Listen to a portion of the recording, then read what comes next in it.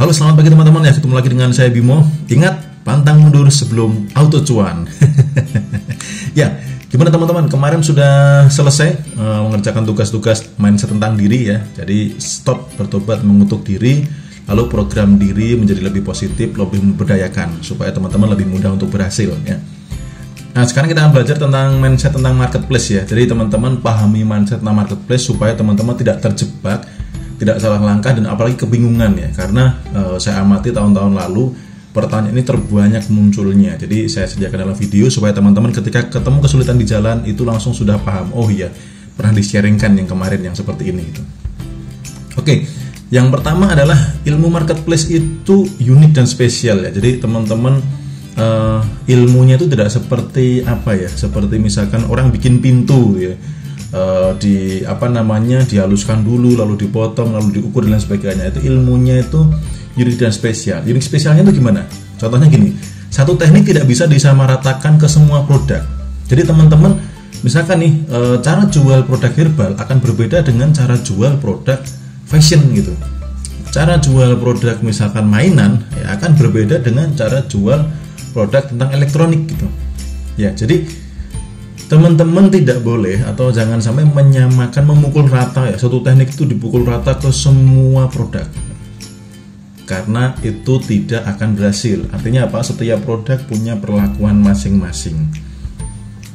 Yang kedua, produk yang sama antar orang beda perlakuan. Jadi teman-teman misalkan nih, teman satunya sama-sama jualan baju koko misalkan, tidak selalu perlakuannya harus sama gitu. Teman-teman sudah masang bikin iklan sama, kata kunci sama, belum tentu hasilnya sama. Itulah marketplace ya.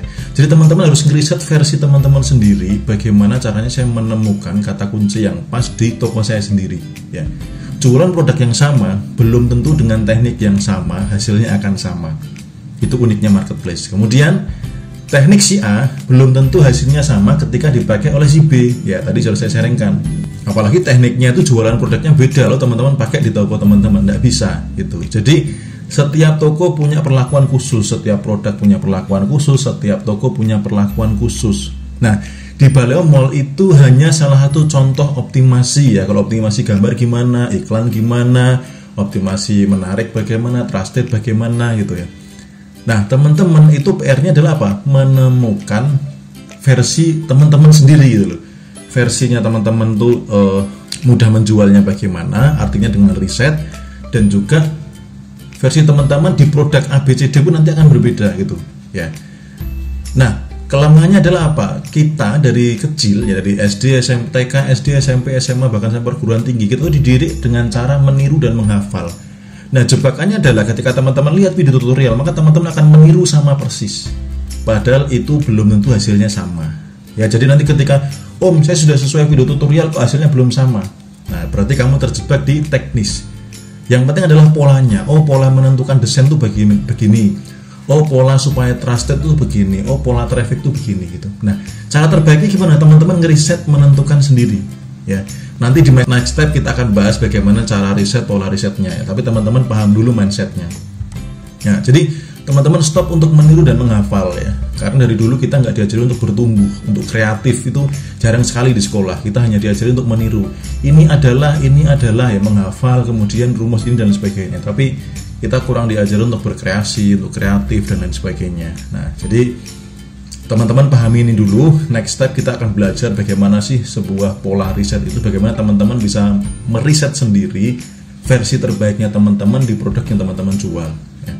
Sehingga teman-teman ganti produk A, B, C, D pun kalau teman-teman sudah paham pola risetnya itu akan lebih cepat menghasilkannya. Next, nah jebakan perang harga nih, banyak sekali teman-teman yang masih baru itu selalu kok yang lainnya lebih murah gitu, bahkan kok supplier lebih murah, kok produknya di Baleo Mall mahal misalkan gitu ya.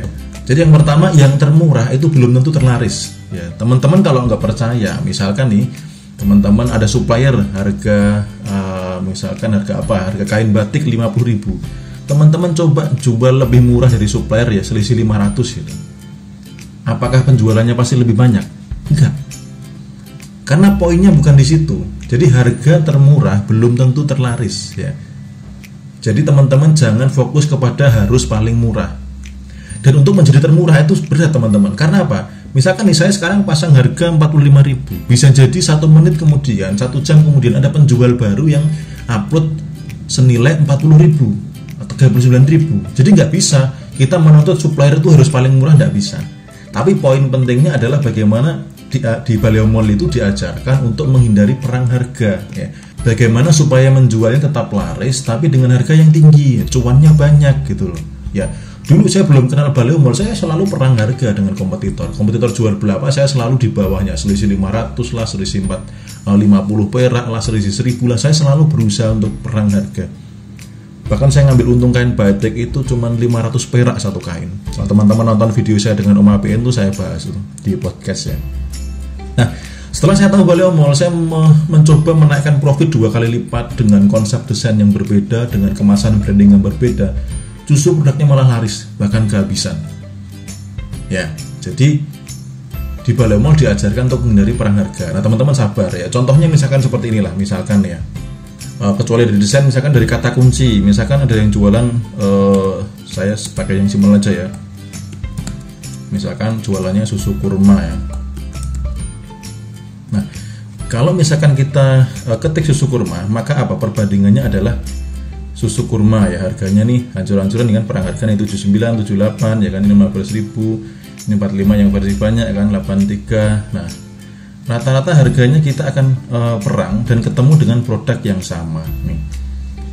967, 9500, 10, 4, 950. Ini kan siapa yang mau beli di sini, yang gimana ya, enaknya beli yang mana ya gitu. Nah, kecuali konsep branding desainnya, kita bisa menggunakan teknik. Ini salah satu teknik yang diajarkan nanti ya, kalau teman-teman nonton video tutorial akan ketemu. Misalkan nih susu kurma ini bisa, misalkan ya, bisa untuk diet. Nah, berarti diganti nih susu diet kata kuncinya. Jualnya di susu diet pakai iklan. Nah, di sini nggak ada susu kurma gitu. Harganya berapa? Harganya 290, 55, 100, 92, 32, 40, 25, 50. Nah, seperti ini kita nggak dibentur-benturkan dengan persaingan harga. Kalau saya jualan susu kurma di sini, saya jualan sendirian gitu loh.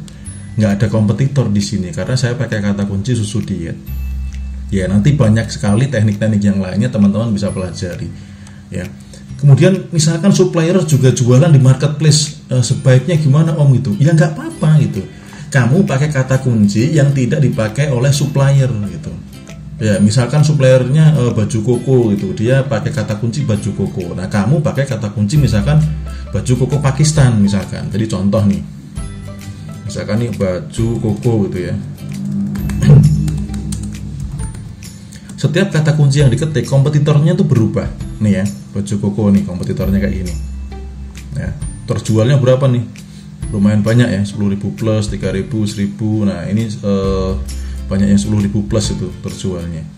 Nah, misalkan ditambahin aja. Misalkan supplier jualan di sini. Kita tambahin baju koko Pakistan misalkan. Nah, ini kompetitornya sudah beda, teman-teman ya. Kompetitornya sudah beda, harganya juga sudah beda, jumlah terjualnya juga beda, ya. Jadi teman-teman, misalkan supplier jual di marketplace ya nggak apa-apa gitu loh.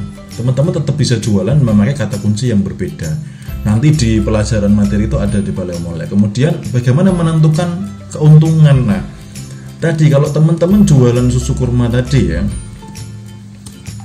kan kadang ada yang nanya nih, keuntungan berapa persen kalau pemula, bukan berapa persennya. Pertanyaannya teman-teman jualan di mana gitu loh. Ya, kalau teman-teman jualan di sini mau ngambil untung, misalnya teman-teman ngambil 15.000 itu sudah repot gitu. Yang lainnya di bawah 10.000, ada yang 10.000 cuman dikit gitu. Nah, tapi kalau teman-teman masuknya di susu diet misalkan ya, teman-teman pasang harga berapa? 15.000 bisa di sini. Kenapa? Yang lainnya nih ada satu yang 15.000, yang 10.000 cuma satu, lainnya banyak gitu loh ya. Harga 50-an bahkan 300.000, ratusan ribu. Nah, di sini teman-teman bisa pasang harga suka-suka. Kenapa? Karena kompetitornya. Jadi teman-teman mau pasang harga berapa, ambil keuntungan berapa, tergantung kompetitornya di kata kunci. Kata kunci ini yang nanti dipakai untuk apa namanya, untuk iklan ya. Nah, misalkan saya ganti susu diet pengganti makan gitu ya, kata kuncinya pakai itu nih. Ya, ini harganya tinggi-tinggi. Kalau teman-teman jualan susu kurma di sini, saya mengambil 20.000 pun laku gitu.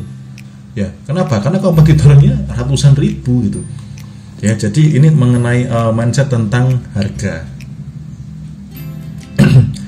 Next nanti akan diperdetail lagi di dalam materi Baleo Mall ya. Jadi saya hanya mengambil beberapa pertanyaan yang terbanyak saya jawab lewat video ini.